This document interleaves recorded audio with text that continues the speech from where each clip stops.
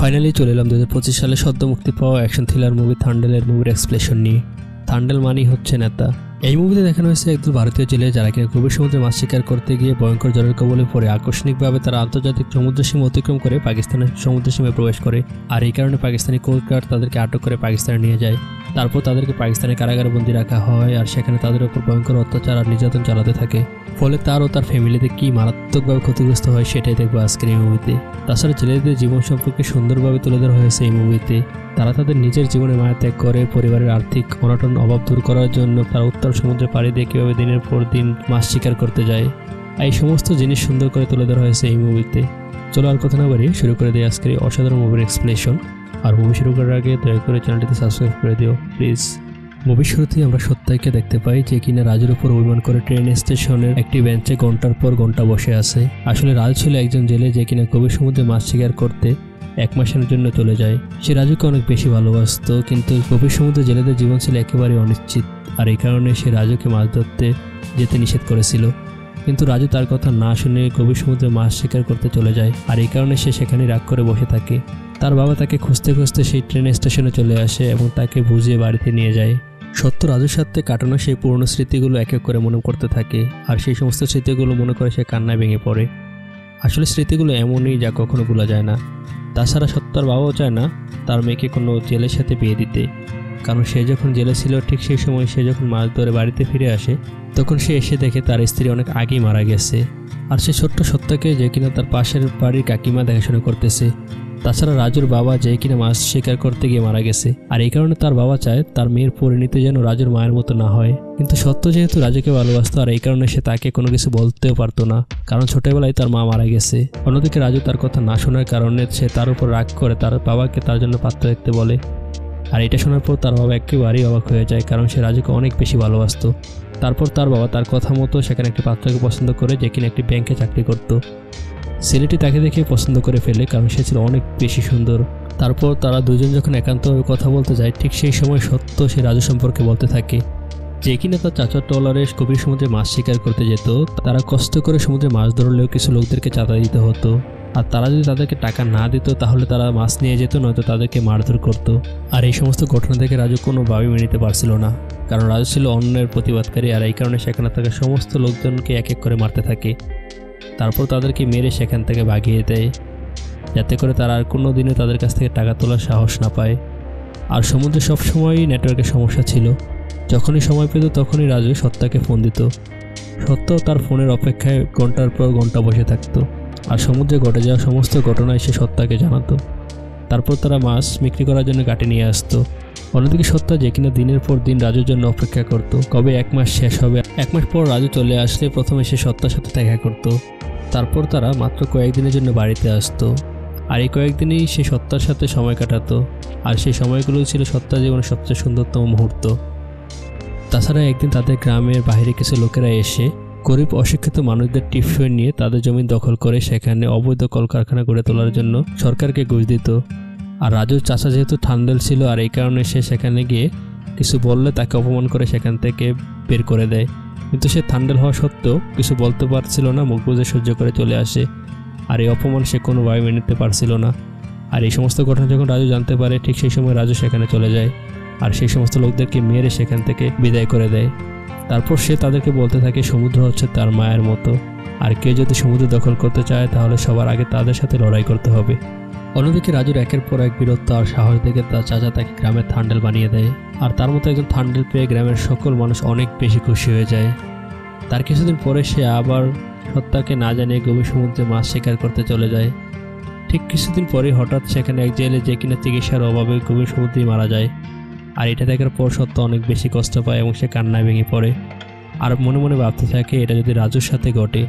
তাছাড়া তাদের ফ্যামিলির করুণ অবস্থা দেখে সে অনেক বেশি কান্নায় ভেঙে পড়ে। আর এই সমস্ত ঘটনা দেখার পর সে নিজেকে কোনোভাবেই শান্ত করে রাখতে পারছিল না। আর সে সবসময় রাজুর জন্য অপেক্ষা করতো সে কখন আসবে। এভাবে করে দিনের পর দিন চলে যায় এবং একটা সময় মাস চলে আসে। ঠিক সেই সময় রাজু চলে আসে এবং সে রাজুকে ধরে জড়িয়ে কান্না করতে থাকে এবং সে রাজুকে সমস্ত ঘটনা খুলে বলে। আর এই কারণে সে বলে সে যেন সমুদ্রে মাছ শিকার করতে না যায়, অন্য কোনো কাজ তাকে করতে বলে।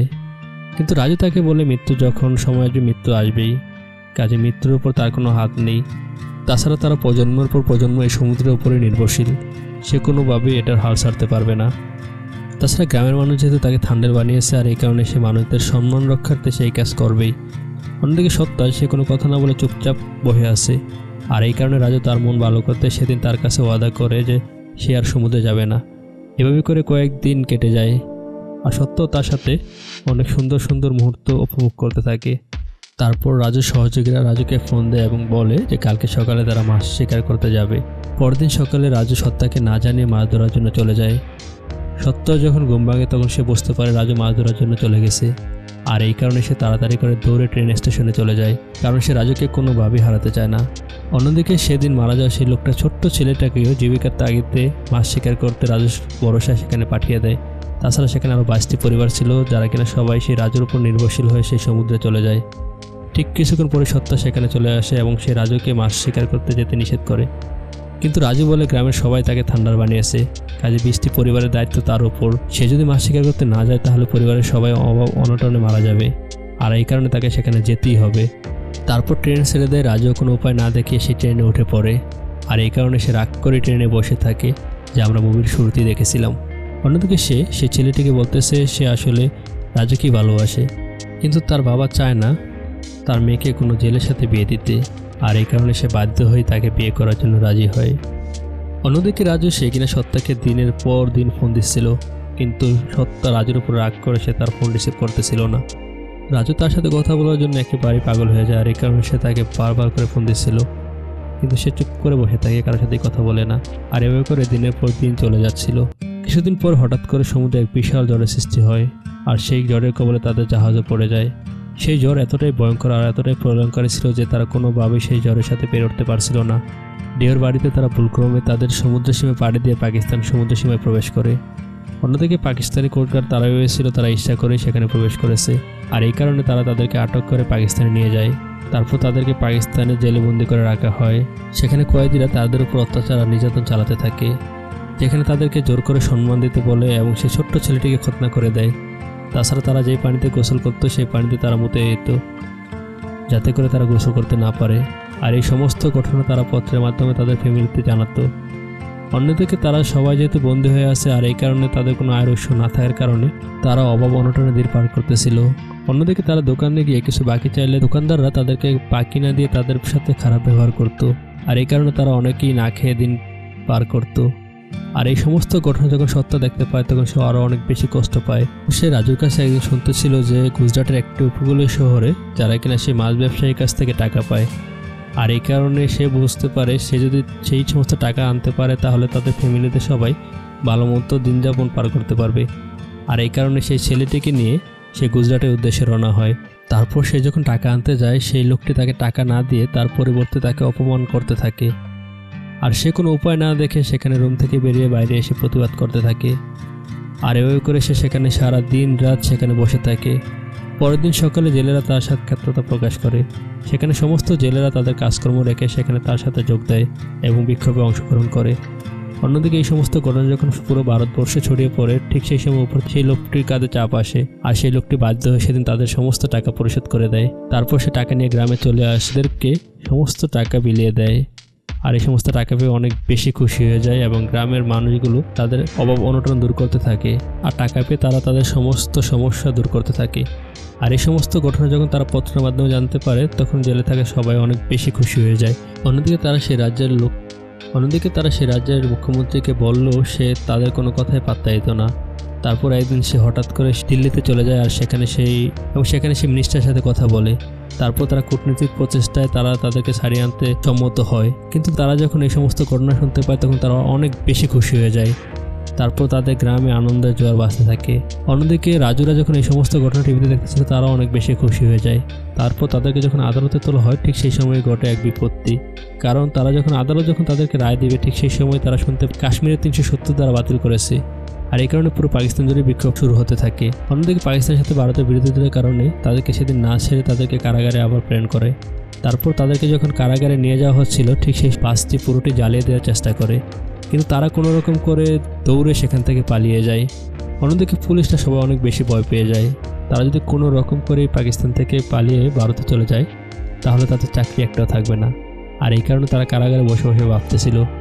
ঠিক কিছুক্ষণ পরে তারা কোনো রকম করে সেই সমস্ত মানুষ থেকে কাটিয়ে তারা সেই কারাগারের দরজার সামনে চলে আসে। আর এই সমস্ত ঘটনা দেখার পর কারাগার কর্তৃপক্ষ অনেক বেশি খুশি হয়ে যায় এবং তাদেরকে ছাড়ানোর জন্য তারা যথাযথ চেষ্টা করে। অন্যদিকে তাদের জামিন নামঞ্জুর হওয়াতে সত্তা আবার সে মুখ্যমন্ত্রীকে ফোন দেয়। তখন সে বলে তাদের আর কোনো কাজ নেই, এটা রাষ্ট্রীয় বিষয়, আর এই কারণে তাকে দিল্লিতে চলে যেতে বলে। অন্যদিকে সত্তা কোনো উপায় না দেখে সে দিল্লিতে চলে যায় আর সেই মিনিস্টারের সাথে সে কথা বলতে চায়, কিন্তু সে ছিল অনেক নিচু লেভেলের, আর এই কারণে সে মিনিস্টার তাকে কোনো পাত্তাই দিচ্ছিল না। আর ওই করে সে সেখানে দিনের পর দিন সে মিনিস্টারের সাথে দেখা করার জন্য অপেক্ষা করত। অন্যদিকে সেই ছেলের সাথে সত্তারও বিয়ের 3 তারিখও ঠিক হয়ে আছে, আর মাত্র 3 দিন বাকি আছে। সেখানে বধূ সেজে সেই লোকটিকে ইশারা দেয়, আর সেই লোকটি তাকে দেখে গাড়ি থামায় এবং তাকে সমস্ত ঘটনা খুলে বলতে বলে। তখন সে বলে 3 দিন পর তার বিয়ে, আর সেই গ্রামের সমস্ত মানুষকে কথা দিয়েছে যে সবাইকে ছাড়িয়ে সে বিয়ের পিড়িতে বসবে, আর এই কারণে যত দ্রুত সম্ভব তাদেরকে ছাড়িয়ে আনতে। কিন্তু মিনিস্টার তাদেরকে বলতে থাকে এটা কোনো ছেলে খেলা নাই, কাজে এটা রাষ্ট্রীয় বিষয়, এটা সম্ভব না, আর তাকে বিয়ে করতে বলে। কিন্তু সে অনেক আকুতি আর মিনতি করে, আর একটা সময় পরে সে মিনিস্টারের মন গলে যায় এবং সে বলে সে তার সর্বোচ্চ চেষ্টা করবে, এবং একটা সময় পরে কূটনীতিক প্রচেষ্টার ফলে তাদেরকে ছাড়িয়ে আনতে সক্ষম হয়। তারপর তাদের সবাইকে সীমান্তে নিয়ে আসে। সেখানে তারা 22 জন ছিল, সবাইকে ছাড়লেও একটি লোকের কাগজ সেখানে মিস্টেক ছিল, আর এই কারণে সেই লোকটিকেও কোনো রকম করে ছাড়ছিল না। রাজু তো তাকে ছাড়া আসবেই না, আর এই কারণে সে সেখানে বসে থাকতে চায়। কিন্তু রাজু চাচা তাকে বলে সে তাকে চলে যেতে। সত্তা অন্য একটি ছেলেকে বিয়ে করার জন্য প্রস্তুতি নিয়ে গেছে, আর তার কিনা বিয়ে আজকের ভিতরে সম্পন্ন হবে, আর এই কারণে তাকে সেখান থেকে চলে যেতেই হবে তার বিয়ে আটকানোর জন্য। আর এই সমস্ত ঘটনা যখন রাজু জানতে পারে তখন সে কান্নায় ভেঙে পড়ে, আর এই কারণে সে কী করবে সেটাও বুঝতে পারতেছিল না। তারপর তারা সবাই সেখানেই বসে থাকে। অন্যদিকে সেই মন্ত্রী যে কিনা এই সমস্ত ঘটনা জানার পরে আর সেদিন রাতে সে আবার কূটনীতিক প্রচেষ্টা বাড়ি তোলে এবং একটা সময় পরে তাদের সবাইকে ছাড়তে বাধ্য হয়। অন্যদিকে সত্তা সে সেখান থেকে বাড়িতে চলে যায়, আর সেই লোকটি যে কিনা ট্রেনের থেকে নেমে সত্তাকে বিয়ের জন্য রেডি হতে বলে, আর সত্তা মনে মনে অনেক বেশি ভয় পেয়ে যায়। আসলে সেই লোকটি ছিল অনেক ভালো মানুষ, আর এই কারণে সেই লোকটি তাদের ভালোবাসাকে পূর্ণতা দিতে সেদিন সেখানে থেকে রাজুকে চলে আসার জন্য একটি এয়ার টিকিট দেয়, যাতে করে সে দ্রুত সেখানে চলে আসতে পারে। তারপর সত্তা যখন ট্রেন স্টেশনে নামে ঠিক সেই সময় সে দেখতে পায়, ঠিক সেই সময় সেই লোকটি সত্তাকে সেখানে চলে যেতে বলে, যেখানে সে রাজুর সাথে তার সময়গুলো কাটাতো। ঠিক সেই সময় সেখানে দৌড়ে সে সেখানে চলে যায়, আর এই সমস্ত ঘটনা যখন সে জানতে পারে তখন সে খুশিতে কান্না ভেঙে পড়ে। তারপর সে দৌড়ে সেখানে চলে যায় এবং রাজুর সাথে তার দেখা হয়ে যায়। সে রাজুকে ধরে চড়িয়ে কান্না করতে থাকে, আর এভাবে করে একটি সুন্দর মুভি এখানেই শেষ হয়ে যায়।